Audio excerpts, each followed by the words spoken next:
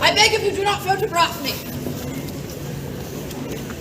Fine E. coli bacteria that dwells within all of us. Indeed, those affected by cholera would find themselves spewing from both ends. Now, the first 10 years after settlement, there were 3 major cholera outbreaks. As mentioned, Ville-Marie was established in 1642. The first hospital was built in 1645, and it was desperately needed. We shall now venture to where that hospital stood. Out of the excrement! We don't have any more insurance anymore. Could vanquish your fear. Okay.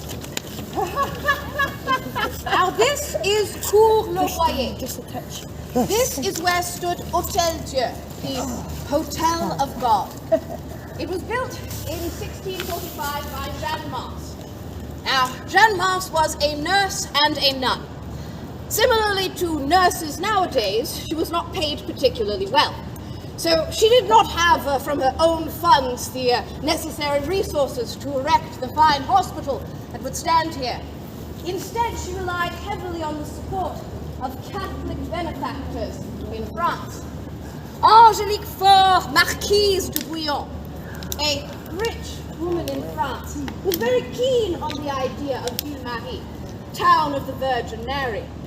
You see, Ms. de Bouillon was Catholic, and the key purpose of Ville-Marie was, of course, to convert the natives to Catholicism, because clearly they had no culture of their own. Bollocks!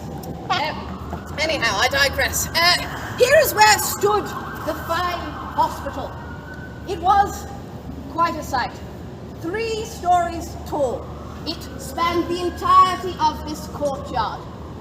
It was complete with a butcher shop, a bakery, a church, of course. Indeed, over 150 beds. It was the strongest foothold in all of the area. If the settlement should fall under attack by the British or where are they? The Americans, or the other. So sorry. Yes, indeed. Trying to get our furs, or indeed the First Nations. Not sure why they were so displeased with us. All would fall back to the Hôtel Dieu, and that is where the battle would be fought. Now, in those days, fire was very dangerous. It still is now. I can sense a fire starter in this, but fire is indeed very dangerous. And we did not have the handsome firefighters that we have nowadays. No, oftentimes, if a building caught fire, it would be doomed. Now, you, my dear, you seem kind and full of empathy. Is that not the case? Well, we'll see how well this goes. If, for example, you were a nurse on the 3rd floor, all of your patients were invalids, individuals so ill they could no longer speak or walk, and a fire should break out. What would you do? Throw them out the window? No, that wastes too much time. You'd be burnt yourself. Run out the door. Indeed, that is the correct answer. You'd lose a good nurse if you waste your time trying to save the others. Now, I'm sure you've noticed that Hôtel Dieu no longer stands here. That is because it burned to the ground. Not once, not twice, but 3 times. You are standing where the ill and unwell burn to death, their brittle bones cracking under the pressure and heat of the flame.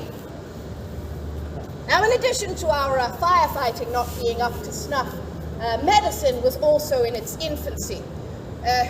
You see, doctors of the day thought that if you should fall to some contagious disease, the correct course of action would be to take the body, place it in a mass grave, and leave it there for 5 years. After 5 years, you could then retrieve the body and give it a proper burial without any risk of contagios. This, of course, is poppycock. There would be contagion all over the place. But it was the practice of the time. Now, here we are. He's hiding. I'll pick on you two. You two, you know each other well enough? You're familiar with each other's eyes, each other's faces. Many a day, gazing into each other's eyes, sometimes in love, sometimes in frustration. Yes? All right. Say if this glorious creature should fall to some contagious disease, let's say syphilis. There are cures nowadays, and there shouldn't be stigma. But indeed, as a good Catholic man, you do the proper course of action, and you place her in a mass grave. After 5 years in the ground, do you think you would recognize her face? No, I had a hideous husband. Huge eyes, no nose at all. Couldn't tell him from the rest. Oftentimes, people would leave with the arm of one person, the leg of another. I'll get another head just for good measure. But some individuals came across the horrific sight of fingernail marks on the inside of the coffin. You see, coma was not well understood, and if you had the misfortune of falling into a twilight sleep, well, there's a chance that you could awaken 6 feet under, surrounded by the dead. And there are many sites that once held mass graves. Place Royale, where we all assembled, was one of the first. Dorchester Square, where the financial lads all prance about, that is where many of the infected Irish were placed. And this lot here, just past the bars, this is where the hospital would put their presumed dead. Now I, for one, never walk upon the cobblestones, for fear that the spirits who were taken from this world too early may reach up and enact their revenge on those who still walk about. I recommend you do the same. All right, come. I'm so sorry. Were you part of the tour at the beginning? No, I'm so sorry. This is indeed a private tour. If you'd like, you can contact Guida Tour for tomorrow's tour. Okay, All right, the rest come with you.